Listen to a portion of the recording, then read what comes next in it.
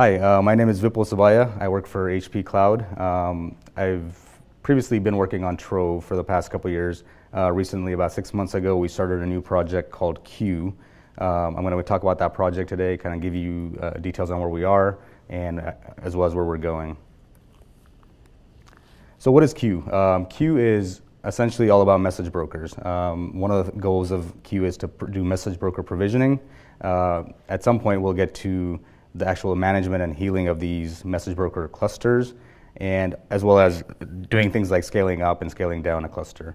The target application is really application services, which are workloads that run in the cloud. So workloads being an application that actually requires an AMQP backed service can use Q to essentially get a managed cluster that speaks AMQP.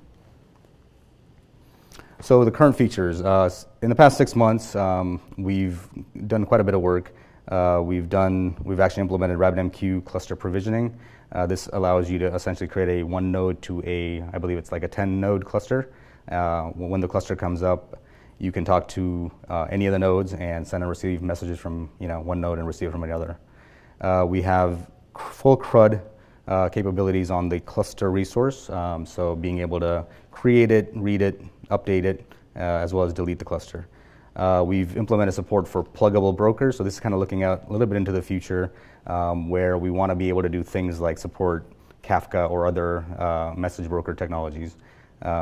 There's an API that lets you essentially add a broker, add an image, associate an image to the broker, and allow Q to create that cluster for you.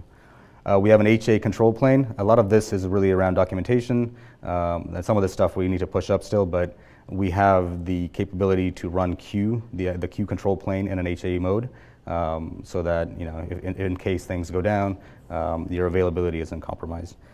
We also have DevStack integration, essentially a hook within our Q code base that lets you easily integrate Q into DevStack so that you can quickly get up and running. Just in the past few weeks, we've added Tempest integration as well as Rally benchmarking. So we have a couple of scenarios within Rally that we've written that actually exercise the full end-to-end of our API, as well as the ability to log in and send messages to that cluster. And along with these, the Tempest integration is actually already added as a gate upstream. So every patch that we submit to Q gets fully exercised against our API. So let's talk about the architecture a little bit. So the Q architecture is a little bit different from Trove and a lot of the other OpenStack services.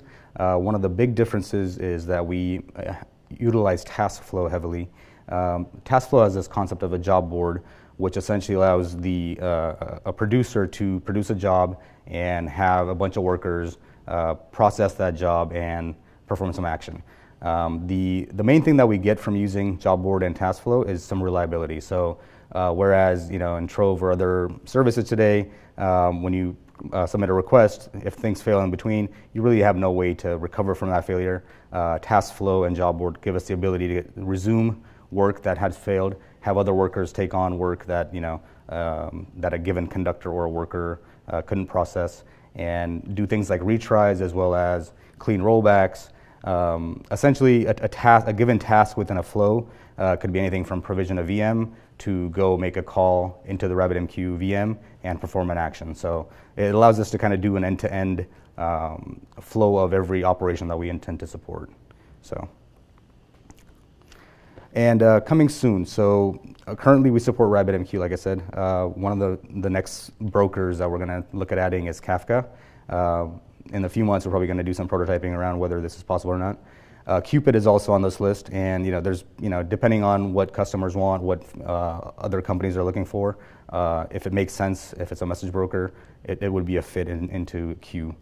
There's a bunch of management stuff that we also are planning to do, things like scaling up clusters, giving accurate health checks of the cluster to indicate whether a cluster is healthy or not, and then using those health checks to essentially have Q auto heal and kind of repair a non-healthy cluster. So these are kind of some of the immediate goals that we have for the Liberty or so time frame.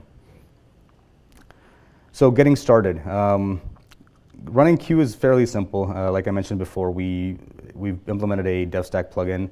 If you go to this link, there's a install.sh there that essentially sets up Q in an existing DevStack environment. We also have a Vagrant file that lets you just do a Vagrant up and you get a DevStack with Q running in it. We have some docs.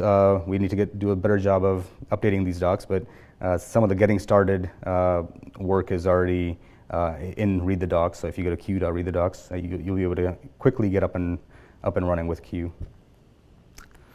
So join us. We're hanging out on OpenStack Q on Freenode.